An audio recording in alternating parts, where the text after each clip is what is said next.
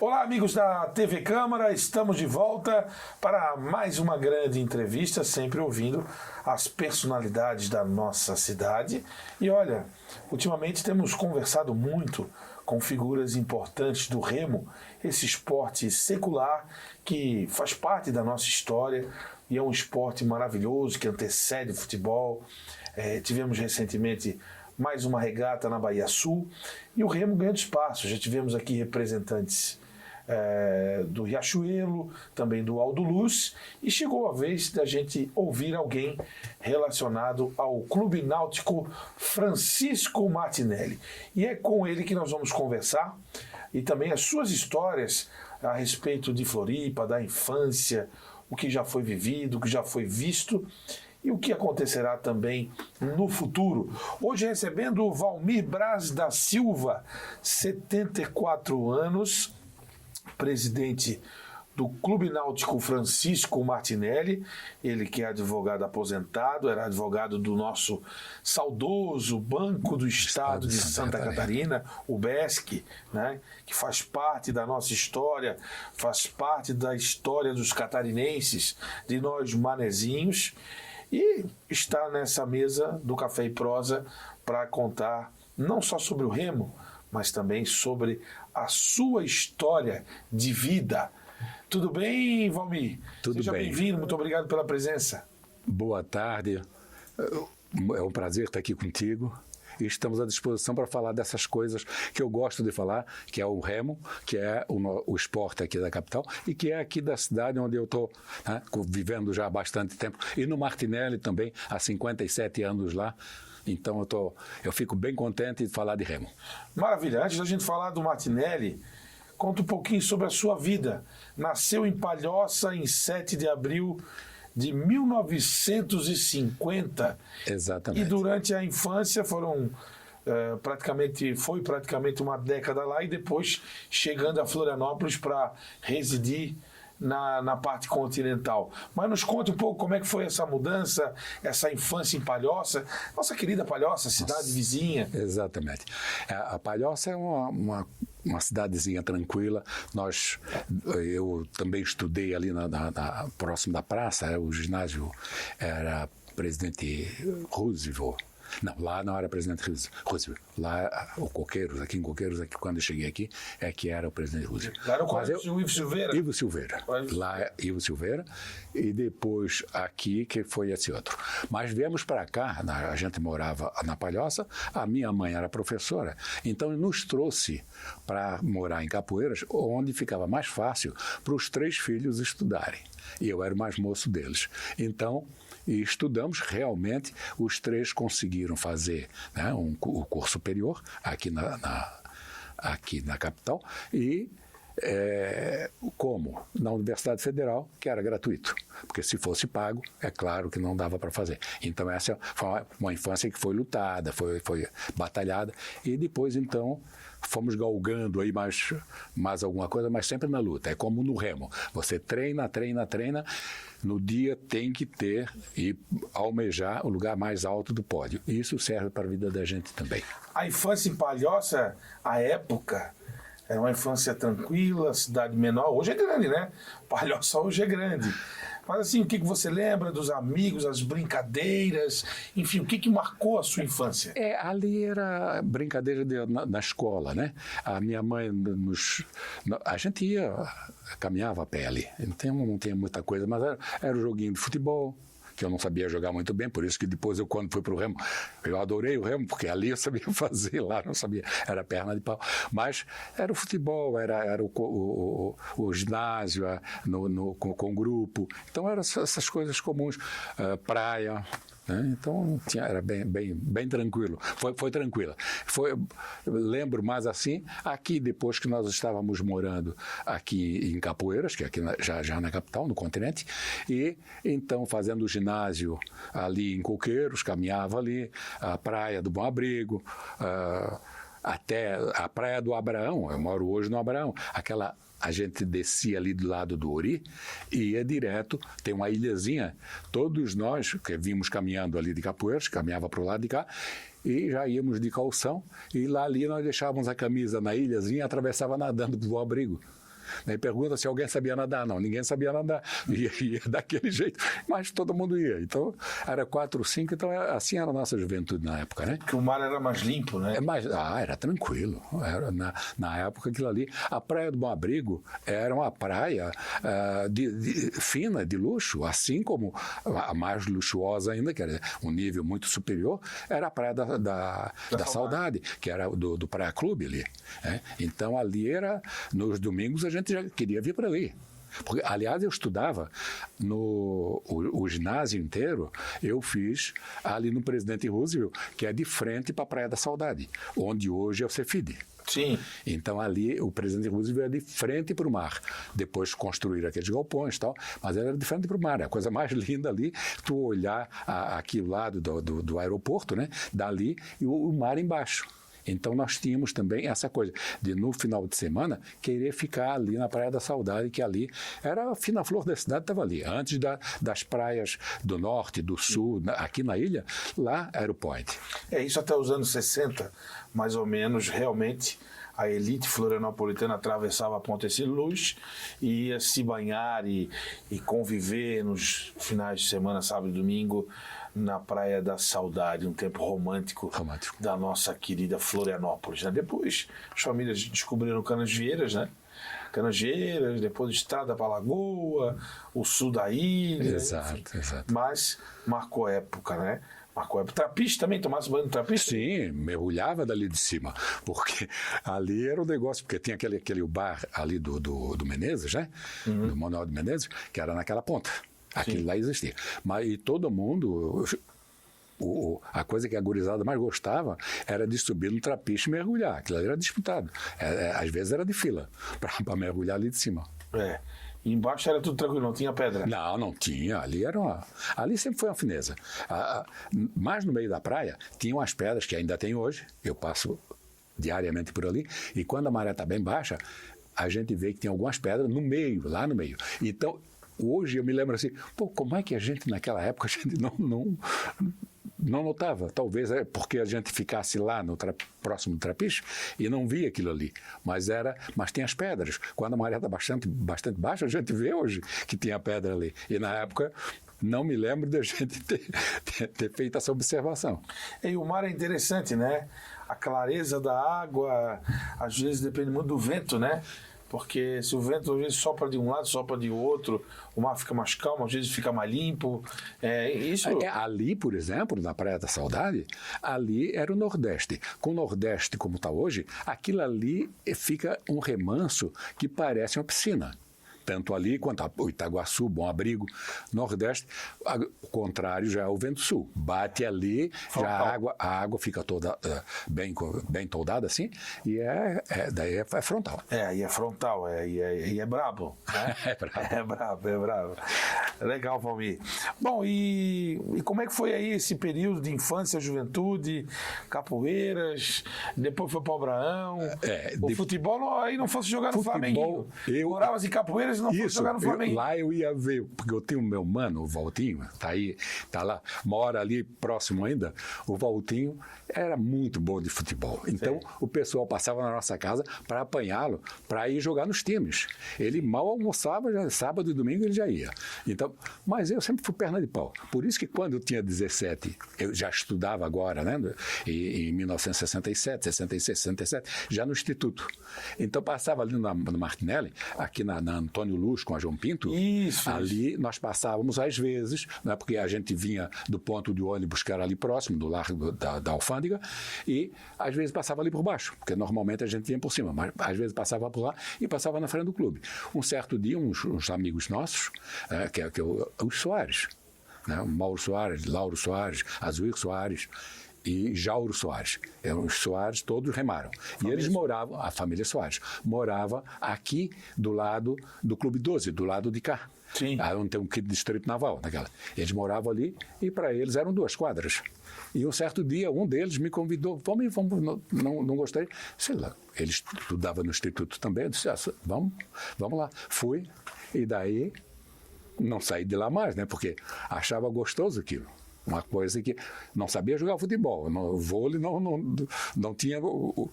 Então, quando entrei no Remo e começou a ficar legal e as pessoas, e comecei a me sair bem, achei que era ali. E por isso estou lá até hoje. 57 anos, estou lá dentro do Martinelli. Depois comecei a ajudar a dirigir, em 1980, eu comecei a ajudar a dirigir. E hoje estou assim também, continuando a ajudar a dirigir o Martinelli, para compensar, talvez, na minha cabeça, né, aquilo que eu achava que tudo era de graça no Martinelli. Lá em 67, quando eu entrei, eu ia para lá de manhã, remava, tinha o técnico de remo, tinha o barco para remar, voltava, nós lavávamos o barco, botava dentro do galpão e tomava um banho e tinha um lanchezinho, a gente saía para ir para a aula. Eu achava que aquilo era tudo pago pelo governo, pela prefeitura. Não, era aqueles abnegados que estavam lá. Então, quando chegou em 80, eu já estava indo com consciência disso, disse, puxa, eu tenho que também dar um retorno para esse grupo, né? para a sociedade. Sim. Me deram alguma coisa, sou obrigado a dar um retorno. Então comecei a ajudar a dirigir e estou até hoje lá ajudando a dirigir e remando também até hoje, porque é uma coisa que a gente gosta, são nós veteranos, e sempre dá uma remada, e com isso tu estás no clube todos os dias.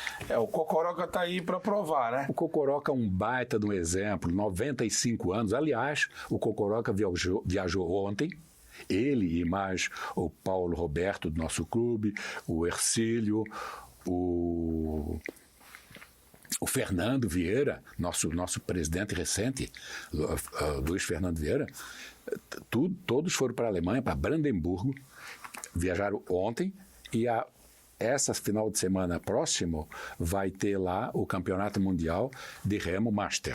O Liquinho foi lá também, o Cocoroca está lá também. Eles foram, Liquinho, Cocoroca, lá do Alduluz, lá o Marcelo, que o pessoal chama de Marcelo Polícia, lá do Riachuelo. Então, um grupo bastante grande. Todo mundo.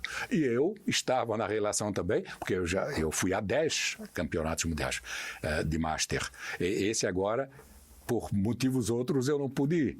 Mas estou aí mas é problema de saúde. A história do Cocoroca é bonita. Ele teve nessa mesa, trouxe um caminhão de medalhas. Isso. E no auge dos seus 95 anos é o remador mais velho em atividade no mundo, né? Então é um grande exemplo a ser seguido. E começou no Martinelli, hein? Ele, em 1960, participou dos primeiros Jogos Abertos lá em Brusque. Só que na época ele não remou, ele nadou. Ele nadou. Ele nadou naquela época. Mas o Cocoroca é um exemplo. Qualquer um serve para exemplo, mas para bom exemplo são poucos. E o Cocoroca é um que serve para bom exemplo. É verdade. Esteve aqui com a gente conversando e contando as suas histórias, né? Suas histórias juntamente com a galera do Alduluz, que esteve aqui, do Riachuelo, nosso amigo Toninho, nosso amigo Mesquita. Toninho, Mesquita. Né? O próprio Du esteve aqui também. Né? Enfim, o Valmir, me diga uma coisa. O Remo, em algum momento da trajetória, né, tendo em vista que o Martinelli foi fundado em 31 de julho de 15, o Riachuelo também é de 11 de julho de 15, o Alduluz é um pouquinho mais novo. Dezembro de 18. Dezembro de 18. E os clubes de remo do Rio de Janeiro começaram bem antes, né? Isso aí, 20 anos antes disso. Em algum momento vocês pensaram em suas cabeças que o remo ia acabar? Não, eu na minha cabeça nunca. É um esporte, ele pode se tornar mais difícil. Em meio às dificuldades. Na verdade, se for pontuar assim para ver se a gente balançou, sim, naquele momento do aterro. Aquele momento do aterro foi terrível para nós, porque nós ficamos sem água na frente dos clubes. Então, o Aldo Luz e o Martinelli sofreram muito. O Riachuelo nem tanto, porque o sofrimento deles foi mais tarde, porque primeiro começou o aterro por aqui e lá na Rita Maria começou mais tarde. E mesmo assim o Riachuelo tinha um trecho curto lá para chegar na água. Sim. E nós aqui tínhamos mais de 1 quilômetro. Então ali, na verdade, para ser bem franco, sim, dá aquela balançada. Mas isso foi em 1970? 70, nos anos 70. Em 77 a gente já começou lá, os 3 clubes, daí o governo do estado, assumindo, né, aquela parte que lhe cabia, construiu 3 galpões de remo e aquela área que está lá e entregou em comodato para os 3 clubes com prazo indeterminado e gratuito. Quem era o governador? Agora tu me pegou. Não, era o Conde Reis? Eu acho que era o Conde Reis. Conde Reis. Aliás, Antônio Carlos Conde Reis. Quem foi o pai do Antônio Carlos Conde Reis? O seu Antônio Reis. Um dos fundadores do Martinelli. Seu Antônio Reis. Foi o primeiro presidente que o Martinelli teve. Foi o seu Antônio Reis, que era pai do Antônio Carlos Conde Reis. Então era um compromisso familiar. Sim, bem. E a gente fica feliz quando fala isso, para ver assim que era o pessoal da... E lá na história do Martinelli, a gente sempre lê quem é que fundou, quem é que frequentava. Era uma elite de Florianópolis. Porque era uma coisa cara, porque era uma coisa que prezava, nobre. Exatamente. Então, bem interessante a gente ler a história, começando lá em 1915, e a gente vem trazendo, a gente vê que realmente o remo...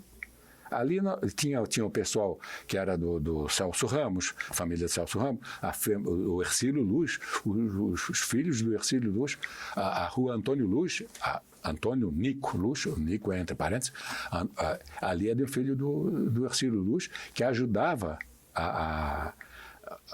ao clube, ajudava o clube. Inclusive, o nome foi trazido para Aldo Luz depois do outro irmão, né? Sim. Do Antônio Nico Luz, é aquela lá. E o clube veio ter o nome de Aldo Luz também numa homenagem ao filho do governador Hercílio Luz. Que era Florianópolis. Era Florianópolis, exatamente. Mas era vermelho e branco. Não, as cores são as mesmas. Vermelho e branco provavelmente pelas cores da cidade, né? A bandeira da cidade. Pois é. Provavelmente. O Martinelli já vermelho e preto. Não sei a razão o porquê o vermelho e preto, mas eu acredito que tenha sido mais ou menos, porque Florianópolis era muito chegada ao Rio de Janeiro, né? De qualquer outra capital, outro estado, o Rio de Janeiro, Florianópolis tinha muita identificação. Continua, claro. Mas na época assim, era uma coisa muito específica, porque iam as pessoas com o navio do EPIC, saía daqui e chegava lá no porto. No Rio, ali na região da Gamboa. Né? Em 1915, quando o Martinelli foi fundado, o Flamengo já tinha 20 anos, né? O Flamengo tinha 20 anos. Você está fazendo referência ao Flamengo, né? As cores do Martinelli. Sim. Eu penso que alguma coisa nesse sentido. Assim a gente pensa. Né? Dá para a gente, quem sabe, buscar numa pesquisa aí mais ampla, aprofundada dos jornais de época.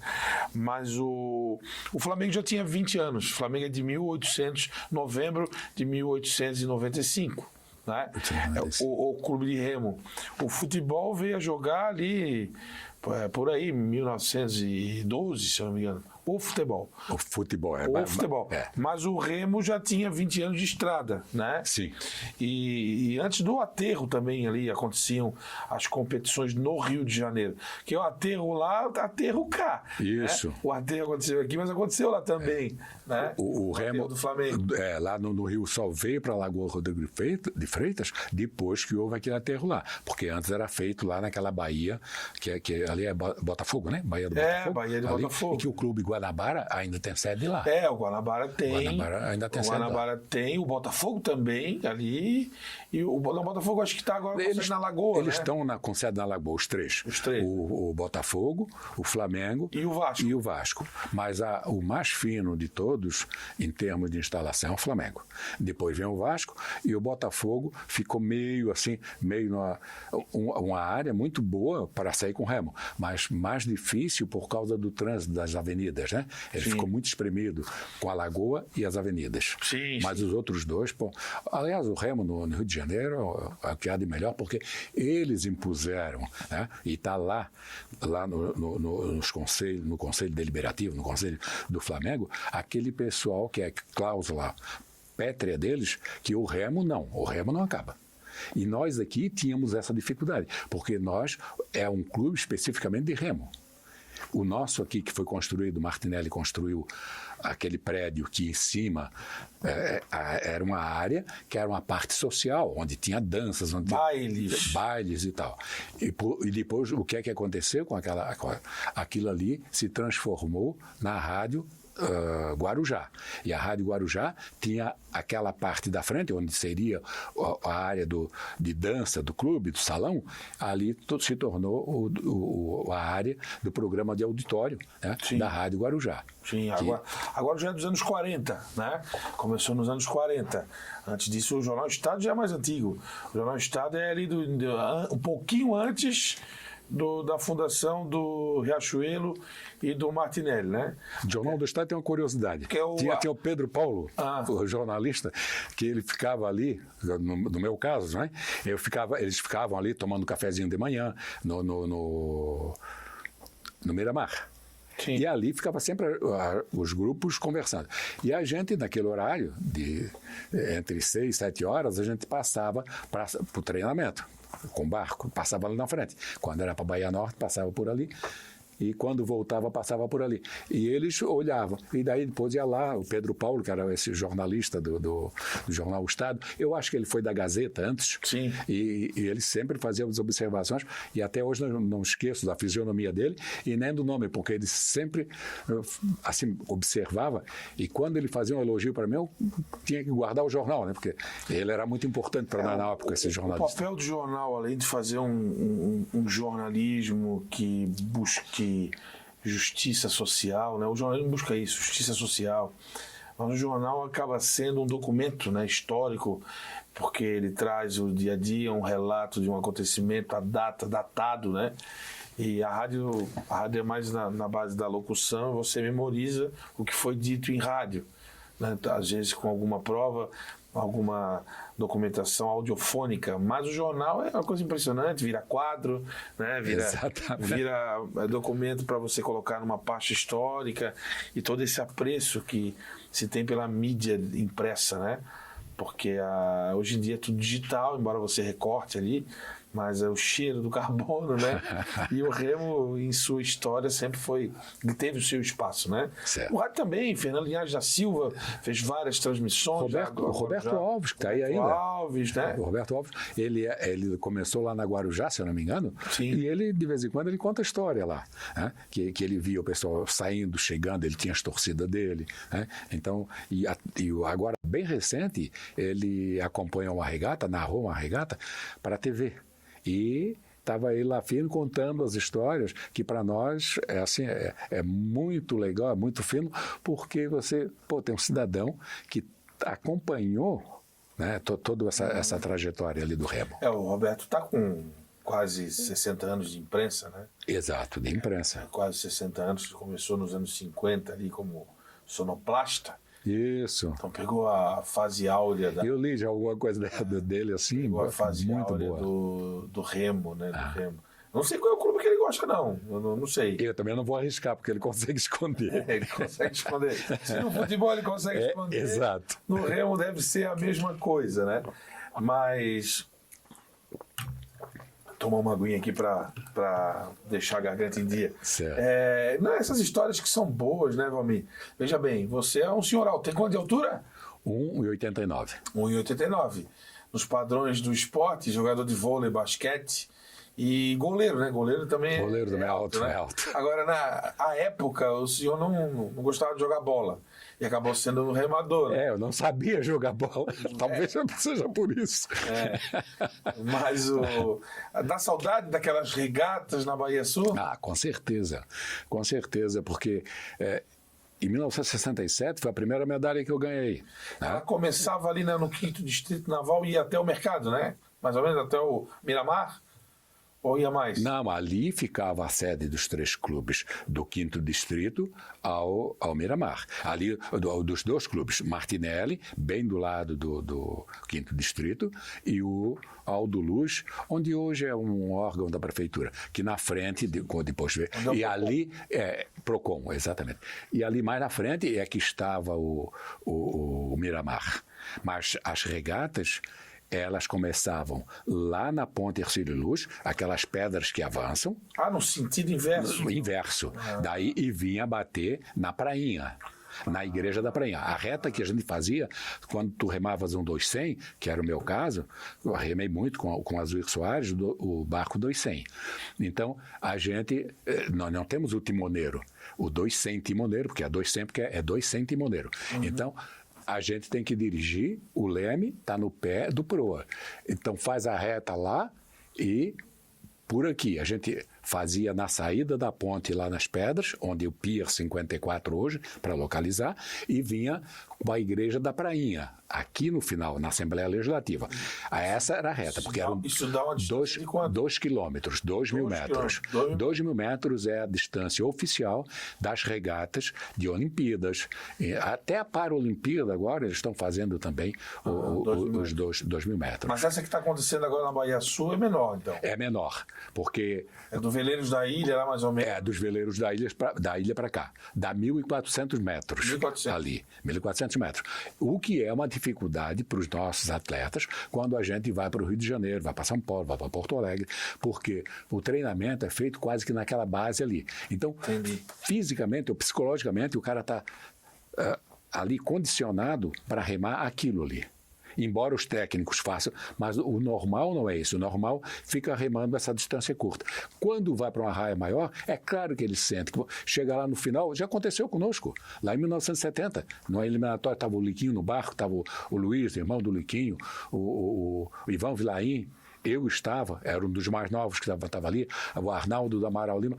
Então, o que é que aconteceu? Naquela eliminatória do Sul-Americano contra o Vasco da Gama lá no Rio de Janeiro, nós fomos firmes até o 1500.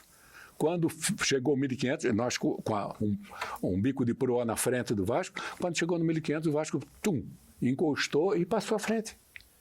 Entende? Aí ficamos nós, até a gente pensava que estava tão bem treinado aqui pelo Valmor Vilela, aqui na nossa, que aliás é um campeão sul-americano, né? O Valmor Vilela, que foi nosso técnico lá em 1970, e que a gente pensava que nós íamos tranquilo para o Chile, já saímos daqui com passaporte, para ter uma ideia. E eles lá também, a Confederação Brasileira, estava achando que... Mas tivemos esse impasse, quer dizer, a questão da distância. E está aí o pessoal que está aí remando ainda, está ali, que é o Liquinho, o Luiz e outros colegas nossos que estão aí girando, não estão remando, mas estão girando por ali, e que sabem disso, que isso faz diferença lá no final. E daí o seguinte, quando o vento sul bate, não dá para fazer a regata ali. Nós vamos para Bahia Norte. Aí vai para Bahia Norte. Bahia Norte. Que também não dá os 2 mil metros. Que também dá em torno disso, 1.400. Mas de onde até onde? Da frente do shopping, bem encostado lá nas pedras, da frente do shopping Beira-Mar, e vindo na direção do Corpo de Bombeiros. Ali, nas pedras, onde tem o Oso Trapiche, a chegada... Dá 1.400. Em torno disso. O que também não é o ideal. Não é o ideal. O ideal seria nós termos uma raia de 2 mil metros, já devidamente balizada. Quando a gente sai por aí, ou Rio de Janeiro, ou São Paulo, que São Paulo é a melhor raia do Brasil hoje, que é a raia da USP, onde ali tem aquele padrãozão mundial. Você vai remar onde eu remei nos últimos 10 mundiais, que é as estruturas que tem, é porque houve ali um campeonato anterior, quando a gente faz, né, como agora vai ter em Brandemburgo. Eu fui para o Canadá, eu fui à Alemanha, Austrália, Itália, e aí Bélgica, montes, e é tudo padrãozão. É como a USP de São Paulo. Cada um no seu quadrado, cada um é como se você estivesse nadando dentro daquelas balizas, que são exatamente aquelas balizas ali, e cada barco está ali, tu não precisa te preocupar com a reta, Sim. porque tu estás ali, não tem como tu sair. Sim. Só se você não estiver bem, porque você não... Então, isso seria o ideal. Já pensaste em Florianópolis, nós com uma raia dessa? É claro que a gente ia dar um resultado melhor do que nós damos hoje. Mas também temos a peculiaridade de remar nas baías, o que é diferenciado também. Tem o folclore Sim. do vento e essa história toda. Nós falamos da Baía Norte, quando tem vento sul. Aqui remamos na Baía Sul, quando tem vento nordeste. E quando tem o oeste com o sul, nós vamos para o estreito, naquela região ali da beira-mar do continental. Aquilo ali é um conforto, porque você rema com vento sul e com vento oeste. E ali forma um remanso mas só que ali dá 1.200 metros só. Menor. Né? E as outras opções, como tu estás falando, né, que é a coisa agradável aqui, é você sair num dia tranquilo, vai remando até a altura do aeroporto, volta, né, para cá, o que dá uns 20 quilômetros para você remar e esticar. Ou para lá, para a região de São José. Atravessa aqui, passa por Coqueiros, que a gente faz isso diversas vezes. Mas uma raia mesmo seria o ideal. E assim, né? Depende do vento, mas costumeiramente a gente assiste, acompanha as regatas na Baía Norte, né? Na Baía Sul. Baía Sul, ali onde tinha o estádio. Isso. Né? Costumeiramente ali é a primeira opção. Primeira opção. Não deu por conta do vento, aí muda-se. Ainda tem duas situações, que é a Baía Norte e lá na beira-mar continental. Exatamente. Né? Pois é, e aí o que você, como remador, já desde 1967, há quase 60 anos... 57, para ser preciso. Quase 60 anos dentro da água. O que você já viu, hein? O que você já viu assim nesse mar das Baías, hein? Eu pergunto isso para todo mundo que rema, porque deve ser interessante, né? Além de ver a vista da cidade. Tá. Então eu vou te falar. Foi em 2013. Uma coisa curiosa que eu e Marcos Flores, num 200, que eu gosto muito de remar com Marcos Flores. Aliás, foi um cinegrafista, foi de televisão. Sim. Ele, lá quando aconteceu aqui a Novembrada, ele era a câmera do Walter Souza. Sim. Da TV, eu acho que ali era TV Coligadas, ou não. Mas da TV aqui da capital. Era da TV Catarinense. TV Catarinense, que era ligada à TV Gaúcha lá. RBS. RBS. Antes de ser RBS era TV. Era TV Catarinense. Então é isso. Mas então esse rapaz, o Marcos Flores, ele é muito técnico. Eu gosto muito de remar com ele. Nós estávamos indo lá em 2013 para a Baía Norte, porque era um vento sul fraquinho, nós estávamos indo para lá. Quando chegamos na ponta, ali, próximo dos bombeiros, cruzando mais um pouco, olhamos para o Cambirela e tudo aquilo lá estava branco. Daí o Marcos Flores disse: Valmir, estás vendo? Eu não tinha visto o noticiário de manhã, era muito cedo, mas ele já tinha visto que aquilo lá era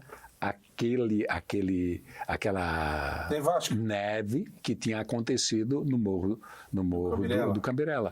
Então ali foi um fato extraordinário que a gente dentro d'água, e isso eu conto para todo mundo até hoje, porque me surpreendeu. Realmente foi um fato interessante visto de dentro d'água. E estava muito frio, né? Muito frio. Mas só que para nós, começa a remar, os primeiros 300 metros tudo já está aquecido quase. Não, mas eu digo... É um amanhecer mais frio, né? Sim. Iniciar a jornada. Né? Isso foi em julho de 2013. Não me recordo o dia exato, mas foi em julho de 2013. E a vida marinha ali, os animais marinhos, vocês sempre visualizam? Tem aquelas coisas dos botos que não é assim todos os dias, mas de vez em quando a gente vê. Na época da tainha, você está passando e daí, de vez em quando pula uma tainha próximo do barco, a gente, né? Mas nada de extraordinário. E a coisa mais gostosa que tem também de ver é você remar aqui para a beira-mar norte e tu olhar a cidade. né, dali. Aqui no sul, tu olhar a cidade. Vai remar mais longo lá ali para a área de Santo Antônio. Sim. Então, tu vai olhando como é interessante ver a cidade, o Morro da Cruz, né, de dentro d'água. Sim. Até tem um episódio de Dentro d'Água, que tem um amigo que começou a remar comigo lá em 1967, que tem um veleiro. E ele agora, mais recente, me convidou, porque nós tínhamos remado juntos, eu vou te convidar para nós fazermos uma regata juntos. Eu vou te convidar para... E eu fui, e numa dessas eu fui fazer a volta à ilha. Não existe nada mais bonito. De veleiro. Eu ia perguntar se já fizeram alguma coisa. Foi feito, e o de remo sim foi feito. Eu participei, só que eu participei aqui na parte já, né, na parte já mansa, aqui da Daniela para cá. Tocou para mim aquela parte ali com os colegas. É um fora-esquife, que tem timoneiro, que chama-se remo costal, e foi feito, começando aqui, todos os remadores, e claro, com 2 lanchas de apoio, e foi feito pela primeira vez uma volta à ilha a remo, a barco de remo, barco de competição, porém, não o nosso barquinho frágil, aquele olímpico, e sim o costal, que é um barco potente e que segura, porque as filmagens que nós temos de lá, o barco sumia, às vezes assim, até da lancha que estava acompanhando do lado, o barco sumia. Mas uma coisa extraordinária. E isso que eu estou falando lá do meu amigo, lá do veleiro dele, é que você faz a volta à ilha, né, que deu 13 horas, 14 horas, para fazer a volta à ilha, e você olhar essa ilha, o que é maravilhoso, o que é legal, como é bom a gente viver com o mar, né, assim, ter esse contato, que é super saudável. Eu acho que Florianópolis realmente é premiada assim, pela beleza, é motivo de orgulho para nós aqui. Mas de remo deve ser interessante, porque daí não pode ter incidência de nenhum vento, né? Como não, é isso? Como não, é isso? É extraordinário. Para te ter uma ideia, o barco teve que ficar para continuar na noite seguinte, lá no Pântano do Sul.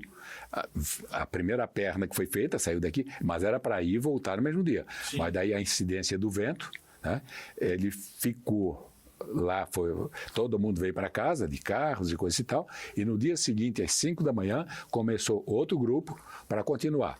A minha parte, o meu grupo, começou da Daniela para cá. Então, para mim já era confortável. E se fosse lá, eu ia ficar com medo também. Eu gosto muito do mar, mas aqui o marzinho liso. Né? Lisinho, né? Porque ainda mais naquela saída aqui da Bahia Sul, que é ali no Forte de Araçatuba, tem naufragados e Ponta do Papagaio. Amigo, de dentro de um veleiro tu vê que aquilo ali realmente é danado, porque o veleiro por que eu tenho medo do veleiro? Os caras lá, eles já velejam desde pequeno, porque é claro que tu tens um motor ali, mas tu tá só a vela. E na competição, eles não usam motor nunca, não pode usar nunca. Sim. E aquele marzão que te leva lá em cima e traz cá embaixo, digo, meu Deus do céu. E realmente, aquilo ali, na época da navegação, lá no início, devia ser uma coisa monstruosa, de dar medo. Hoje que tu tá sabendo as dimensões das coisas, tu imagina naquela época. É verdade. São histórias para contar, né? Para contar. Pois é, e aí sobre o Martinelli tem renovado as gerações, tem uma gurizada nova aí chegando no clube para dar continuidade? Nós temos, o Martinelli sempre teve esse cuidado, né, da renovação, de ter uma escolinha de remo, sempre um professor da escola de remo, que aliás os que temos agora, e a gente sempre procurou ter os profissionais como já profissional de educação física. Hoje nós temos o Du, que é um profissional de educação física, pós-graduado, e temos o Marquinho, que é um profissional de educação física pós-graduado. Ambos já com passagem no Rio de Janeiro como técnico. O Cearinha, né, que é o Du. Eduardo Machado Seara, o Du. E como técnico do Botafogo, o técnico de cima do Botafogo. E o Marquinho, agora mais recente, como técnico da Seleção Brasileira do Júnior. Passou 2 anos lá. E nós o trouxemos de volta, tá? Para o Martinelli, e o Du trouxemos de volta também para cuidar da nossa escolinha, porque a didática dele, o conhecimento que ele tem de remo é impressionante. É interessante, né? Ter 3 clubes da capital e um de Blumenau. Ah. A Blumenau, se tu acompanhar no dia a dia Blumenau, é um sofrimento. Eu não sei como é que eles conseguem, durante esses mais de 100 anos, fazer e ter essa força de manter. Porque o rio, de vez em quando, ele está caudaloso. A gente tem medo de andar naquele rio, navegando, né, com um barco. Itajaí-Açu. Você vai para a competição, tem que ir do clube até o ponto da raia para competir. Aqui tem umas curvas de rio ali que você fica com medo. No esquife, a última vez que eu estive lá, que tem uns 4 anos atrás, subindo o rio com esquife, tu tem horas que ele vem umas correntezas fortes que tu fica com medo. Um esquifezinho daquele, pá, e agora?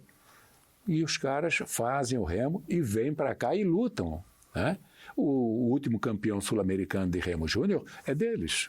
Que competiu ontem aqui e ganhou a prova dele. Sim. Bacana.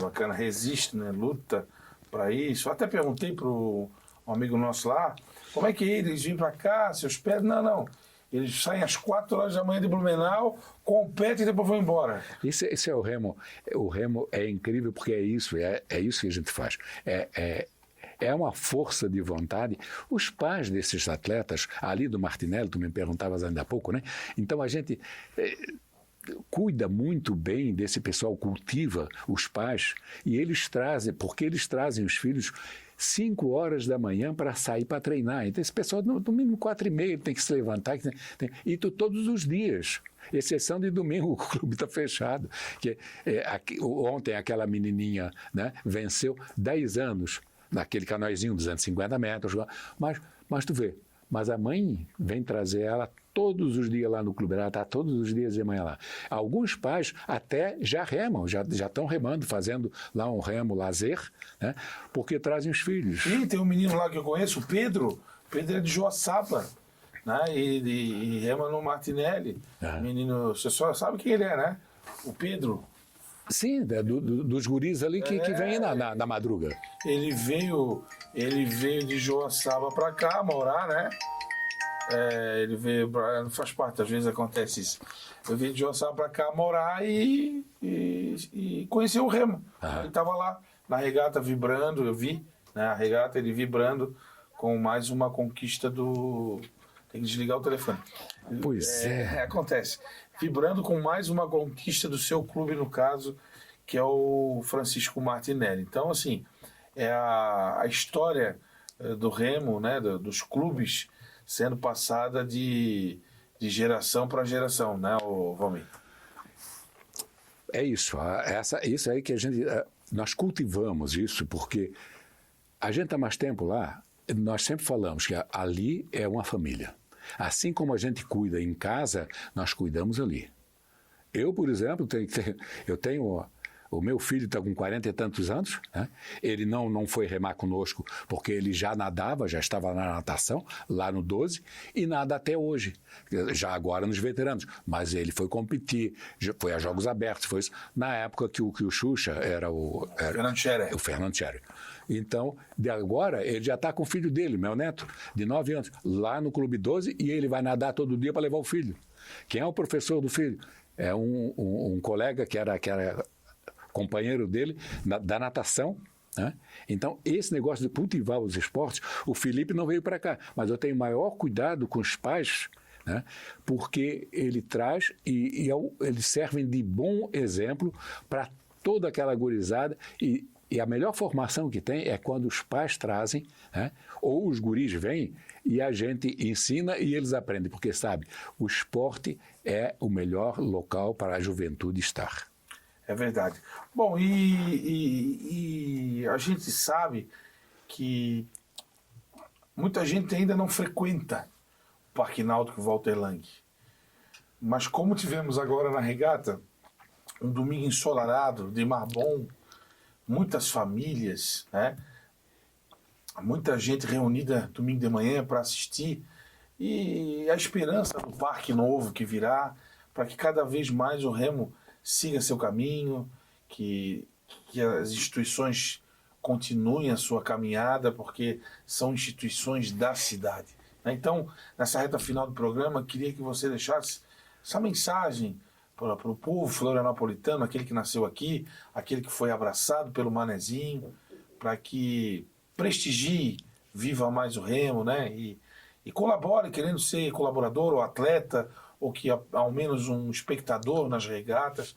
Enfim, essa reflexão final, que é muito importante para o esporte, o remo. Vou fazer isso com o maior prazer, porque a coisa melhor que tem é a gente conviver ali com o pessoal aqui do entorno ou do centro da cidade, porque é uma facilidade bastante grande que a gente tem relativamente, né? Pô, estamos ali na melhor área que Florianópolis, do aterro, são os clubes de remo, de frente para o mar, um pôr do sol ali, e para remar de manhã, os 3 clubes de remo dispõem. Né? Às vezes o pessoal, não, como é que eu faço? É ir lá nos clubes de remo de manhã, que o pessoal está lá, os 3 clubes estão abertos desde as 5 da manhã, recebe todo mundo, quem não gosta da cor do vermelho, vai lá no branco, quem não gosta do branco, vai lá no azul. Então, é assim uma coisa que é para convidar, e estou convidando todo o florianopolitano, todo mundo aqui do nosso entorno também, Campinas, São José, essas áreas, que o remo é saudável e é uma coisa que se faz para o futuro, e com certeza de que você está fazendo um esporte que é bom para a tua saúde e para o teu dia a dia e para servir de bom exemplo, que eu gosto de falar. Maravilha. Valmir, te agradecer pela presença aqui no nosso programa, Café e Prosa, trazendo histórias da cidade, né? Você, a exemplo dos demais companheiros dos outros clubes de remo, respira o esporte, um esporte secular, um esporte que orgulha o Brasil também, está sempre em Olimpíadas, competições internacionais. Temos aí o Cocoroca, nosso grande amigo, que com quase 100 anos está competindo ainda, sendo exemplo para o mundo, né? E com aquela quantidade grande de medalhas que aqui trouxe nessa mesa. Mas te agradecer pela presença e conte com a gente para sempre difundir o remo, preservar a história do remo e lutar para que as novas gerações pratiquem esporte, mas que também vistam a camisa dos nossos 3 grandes e gloriosos clubes, que são o seu Francisco Martinelli, o Clube Náutico Riachuelo e também o Aldo Luz. Olha, nós é que agradecemos. Sempre que se fala de remo, o nosso esporte, a gente fica muito orgulhoso e agradecido quando se abre um espaço para falar de remo. Muito obrigado mesmo ao teu programa, que para nós foi de grande valia esse espaço. Maravilha! A gente conversou hoje com Valmir Braz da Silva, ele que é presidente do Clube Náutico Francisco Martinelli, de muitas histórias, vermelho e preto, tem uma semelhança com o Flamengo, né, de muitos campeonatos estaduais conquistados, mas faz parte de uma trajetória de luta junto com o Riachuelo e também o Aldo Luz.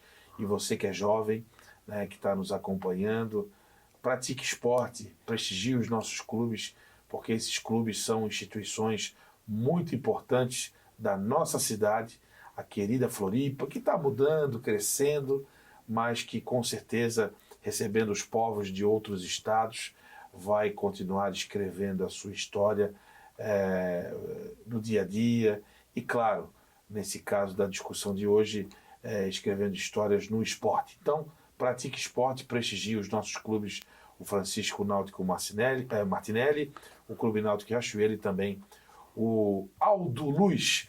A supervisão técnica do Café e Prosa, a cargo de Lucas Gonçalves e Vitor Guimarães, e a direção geral da TV Câmara, da jornalista Carla Silveira. Um abraço a todos e até a próxima.